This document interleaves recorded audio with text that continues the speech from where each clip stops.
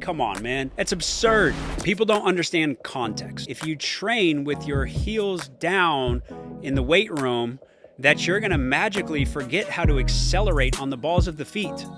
Huh? You're listening to the PJF Podcast, a show dedicated to decoding elite sports performance and fitness. I'm Paul Favorites, and I'm an MBA strength and conditioning and performance trainer. If you want to become superhuman, take your fitness, and take your sports performance to the next level, this is the podcast for you. Let's do it. What's going on, guys? Before we get into today's episode, I want to go over some basic terminology. I talk a lot about heel strike versus midfoot versus forefoot. So in the research, a heel strike or a rear foot strike is just defined as the heel touching down first. So whether we're talking about an approach jump where we have a heel strike, or what we'll talk about, a lot of runners do have a heel strike. A lot of people get this wrong because they think that a heel strike means like this really hard heel in the ground, heavy heel. That is incorrect. That is actually very, very rare if you're striking just in front of your center of mass.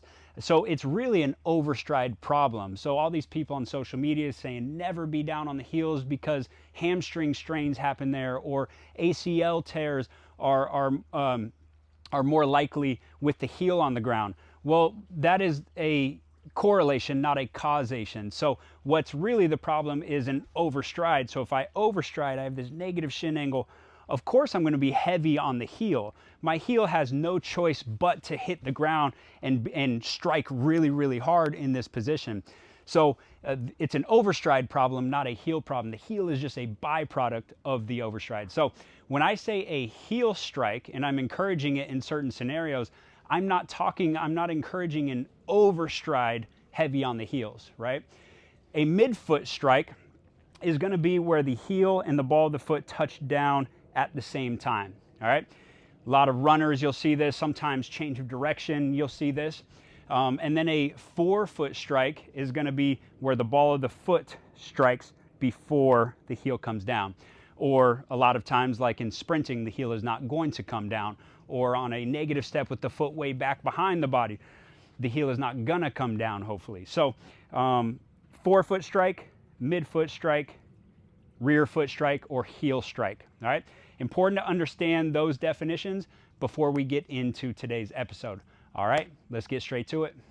What's up, my squids? Welcome back to another episode of the PJF Podcast. Before we get into the topic for the day, I want to talk about our extended length bands. If you don't have the PJF extended length bands, what are we doing? It's $35. It's going to last you a lifetime. They're so durable. I think your grandkid's going to inherit it in 80 years. I was doing a vert code exercise. This is probably 12 years ago. And I was backpedaling. I was using one of these crappy little elastic bands that some of you guys are still using. And it snapped on me and it hit me where it counts. And I thought I was never going to have kids. It took like 2 days for me to come back. It's a major safety issue.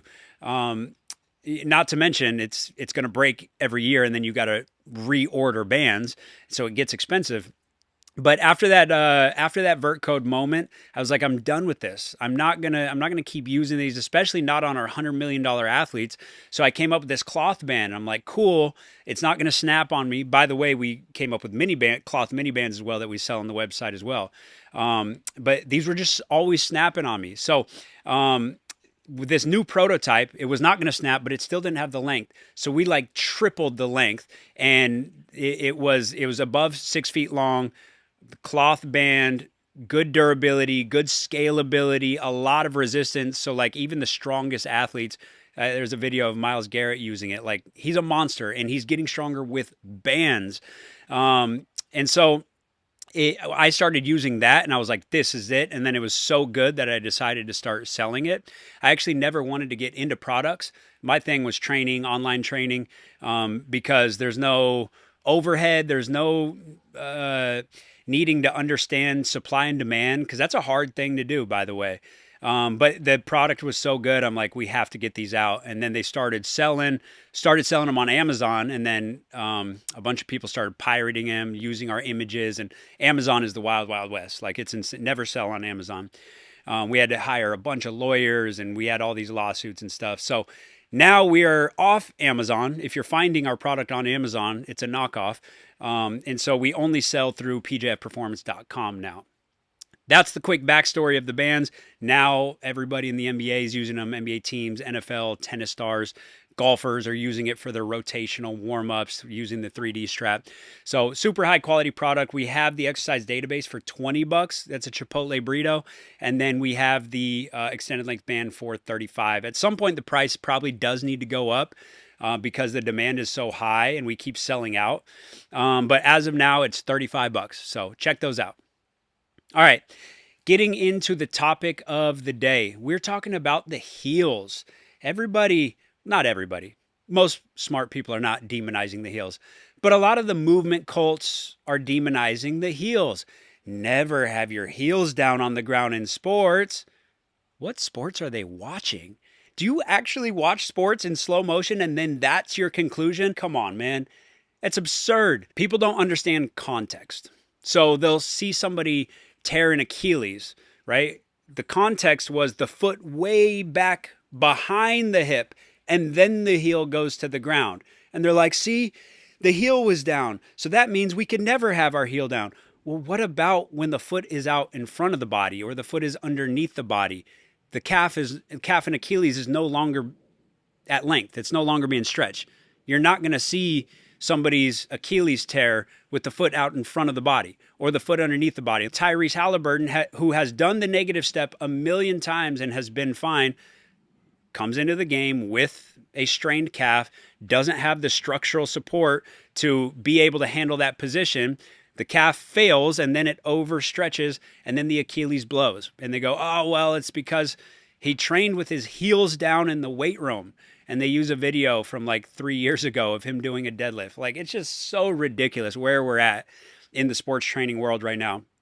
And by the way, most of my listeners are really, really smart. So you're like, why are you even talking about this? This is obvious. Because a lot of young athletes are actually being led to believe that you should never be on the heels because some people tear their Achilles on a negative step.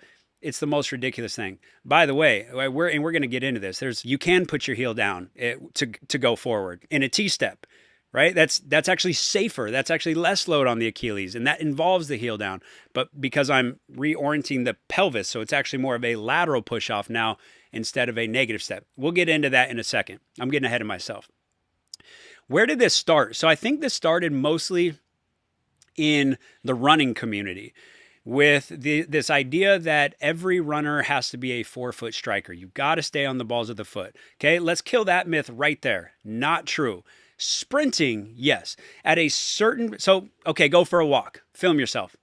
You all you have a heel strike, correct? Everybody does. All right. As I turn that into a jog, naturally, you'll still have a heel strike. There's a certain speed as I get closer to sprinting when I will naturally, my center of mass starts to come forward. I start to get a lean. When the body is leaned forward, now I'm going to naturally be on the forefoot. This isn't stuff we have to think about. This is stuff that naturally happens. So as I'm sprinting, I'm going to naturally come to the balls of the feet. So it's not something that somebody needs a reminder. It's okay, in max sprinting, stay on the ball of the foot. You're going to naturally do it. Okay, but then they take that and they go, okay, well, even when you're jogging, you got to stay on the forefoot. There's a recent study on elite marathoners. This is in the World Championships. By the way, a lot of the criticism from the movement cults, we'll call them, comes from, we don't believe in science. Science is BS. They do all the studies on untrained population in a lab. It's not representative of actual elite athletes. There's actually plenty of studies on elite athletes. This is a prime example where researchers brought their cameras. They did slow motion video of every single marathon runner in the world championships. 67% had a heel strike. 67%. Okay.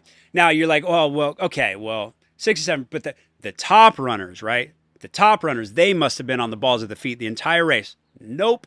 The top 4 runners all had a heel strike. And then you go, okay, well, that's better for performance, but what about injuries? They're going to go on to get injured.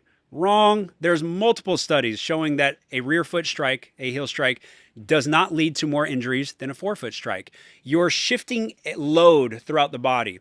So when I have a heel strike during jogging, I'm going to get more load to the knees. I'm going to get more load to the hip, to the lower back. So that's going to increase risk there. But when I go to a forefoot strike, I increase stress on the plantar fascia, on the Achilles, and on the calf. So we're trading injuries, right? Do you want to be more at risk for lower leg injuries, or do you want to be more at risk for the knee and the back? And so everybody's at a risk of injury if you're going to go do a marathon, right? That's a lot of load. You're the forefoot strike versus the rear foot strike just redistributes load throughout the body. And the studies do not show that overall that staying on the ball of the foot keeps you healthier than a heel strike. Okay, so that myth is out of the way, right? And by the way, just go look up videos of the top marathon runners. There's plenty of them that heel strike. And by the way, if you naturally run more on the forefoot, midfoot, great. Your body is going to self-organize based around your body, your structure. Not everybody's going to be the same here. But it's just crazy to say that everybody has to shift over to forefoot, ball of the foot strike. The science suggests otherwise. So I think that's where it started. And then I think the movement cult started going, all right, by the way, you have to also stay on the balls of the feet in sports. And then you're looking at deceleration and you're going, okay, the foot strikes out in front of the body. So I want you to do this. Think about, well, don't do it because you'll probably get hurt, but think about it in your mind. I'm running full speed. I go to plant my foot in the ground. Imagine the foot being out in front of the body and somehow trying to skip over the heel and just landing on the ball of the foot. Extremely dangerous. You're decreasing the surface area. So now you have way more force on a localized area. I mean, the injury risk goes through the roof. Go watch every single football player, basketball player. When you're putting on maximal braking force, foot out in front of the body, the heel is going to be down. Now, the movement cult people might say, okay, yeah, sure. In decelerating, fine, but not in change of direction. No, in change of direction, we want a bigger surface area. Go do a 5-10-5, do maximal change of direction. You cannot just land on the ball of the foot. You don't have enough stability in that position. So change of direction, we want the heel down. We want a full foot. I'm not saying put all your pressure in the heel, and I've never heard anybody say drive through the heels. It's drive through the midfoot, and that will involve the heels being down for stability and for balance. You'll also hear the movement cult people say, hey, to be strong like a lineman, you got to be on the balls of the feet, never be on the heels. Yet a lot of the linemen like to turn that toe out and get a full foot down, put the heel in the ground. That's where they're the most stable. Here's a fun exercise for you. Go on YouTube right now and search sumo wrestlers, slow motion sumo wrestlers. These are the strongest, most stable humans in the world on 2 feet. Watch what they do. There's periods where they're on the balls of the feet, and then there's periods where they're also on their heel, turning the toe out in more of this T-step position. That is the most stable position. If you're going to try to push me and I'm trying not to be moved, I do not want to be a ballerina on my toes. I want a full foot contact. From a strength standpoint, from a balance standpoint, from a stability standpoint, heels are awesome. From a deceleration, from a change of direction standpoint, heels are awesome. From a jumping standpoint, go watch Michael Jordan's free throw line dunk. Go watch any of Michael Jordan's 1 foot dunks. You're going to see the heel hit first, and then we roll to the toe. Even a 2 foot jump that on the plant leg, the heel hits first, and then we roll to the toe. So it's like context matters. So just because a few guys tear their Achilles on a negative step doesn't mean that you can apply that logic to when the feet are underneath the body or out in front of the body or a lateral push-off.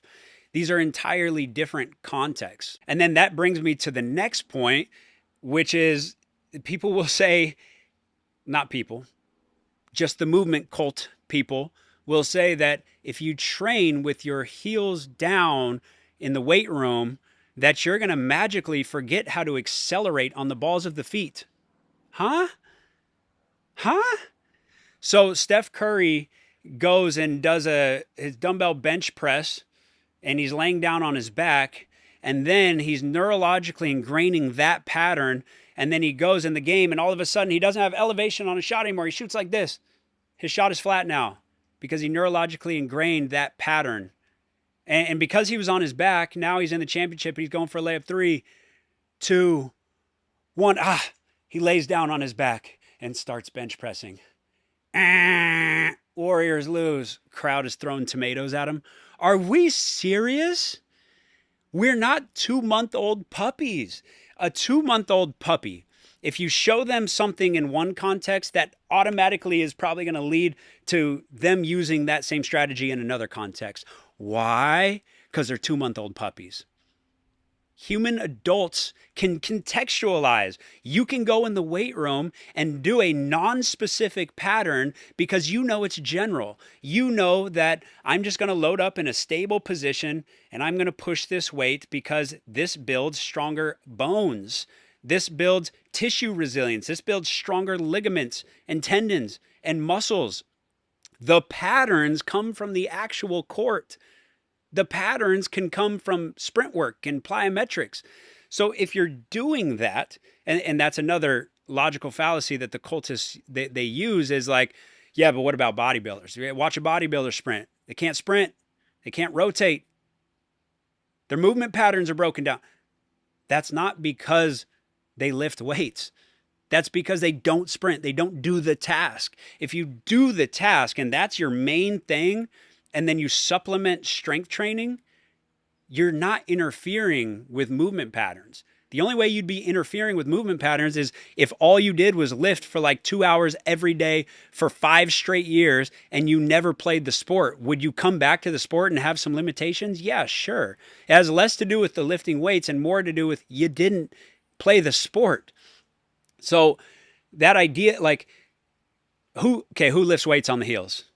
Usain Bolt, Michael Jordan, LeBron James, Steph Curry. Like, should we keep going? All the best athletes pretty much ever lifted weights. And they didn't do everything floating heel, ball of the foot. And it didn't ruin their movement patterns. So, by the way, I'm not saying that they're great because they lifted weights. That was a small supplement that helped them. And they all swear by it, by the way. But that's a small supplement that helped them. You look at their movement patterns, it's not ruining their movement patterns.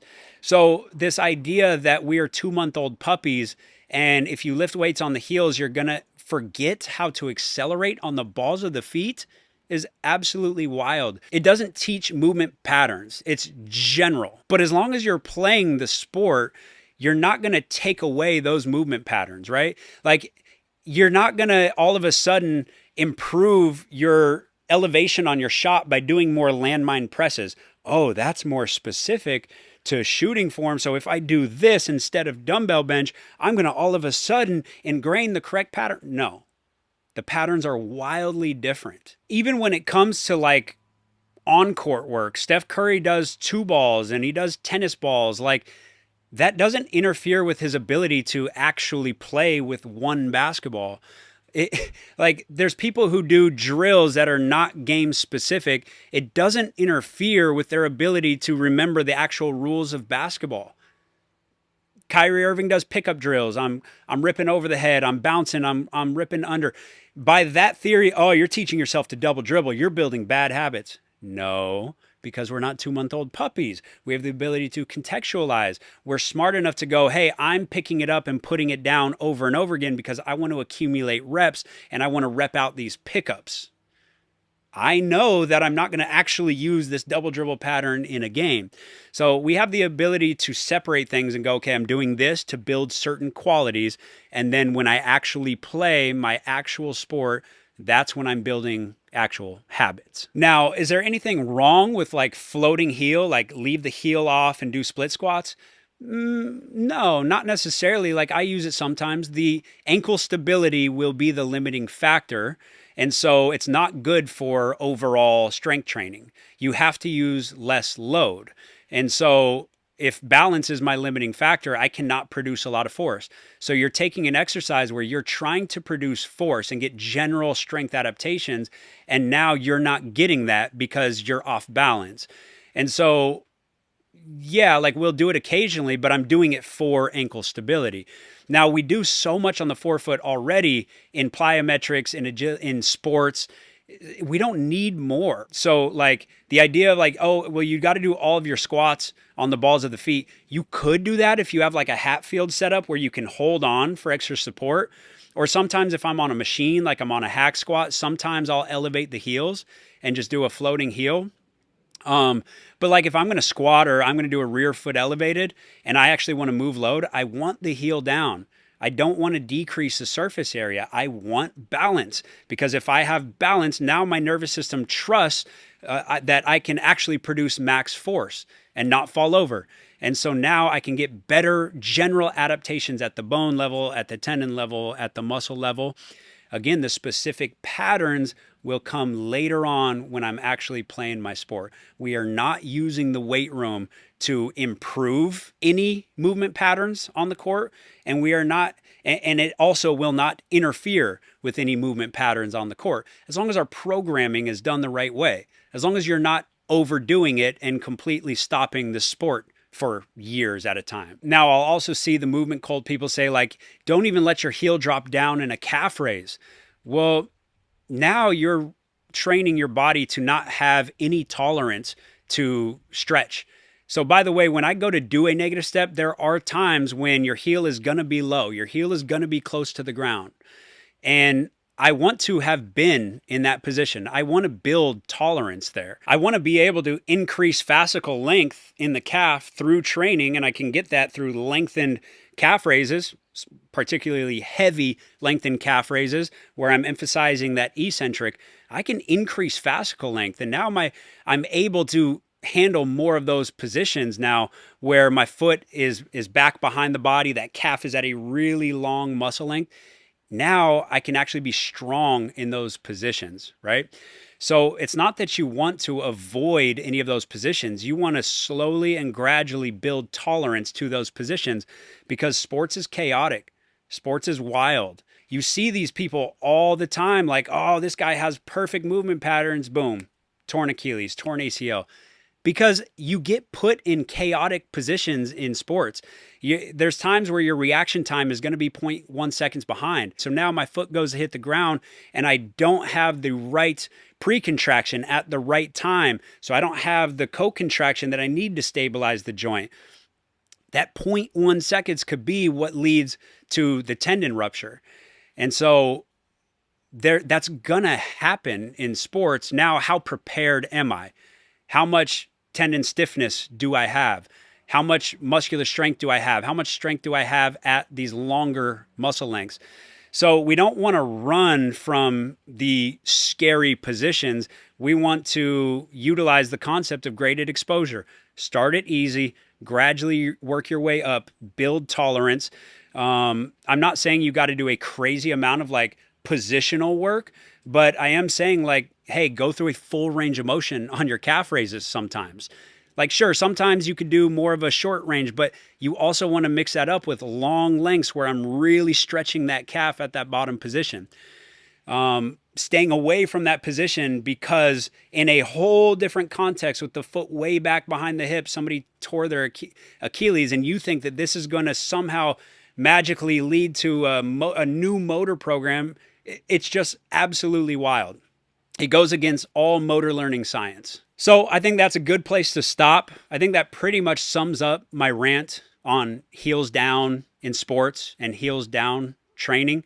Again, this not really, if you're an athlete listening to this, you don't need to think about heel up or heel down on the court. You're going to self-organize. Like, go play enough of the sport. Go do agility, go do plyos. Like, you're going to self-organize. And on the tasks where you need more forefoot, you're going to have more forefoot. On the tasks that require more heel, you're going to have more heel. It's not something that coaches even need to really talk about. The only reason I talk about it is because I get so many questions from people finding these videos from the movement cults, and they're like, do I have to start doing everything on the balls of the feet in the weight room? Should I try to get on my forefoot at all times in sports? No. All right, that is enough on this topic. I hope I never have to go back and talk about the heels being down in sports. All right, guys, until next time, I'm out.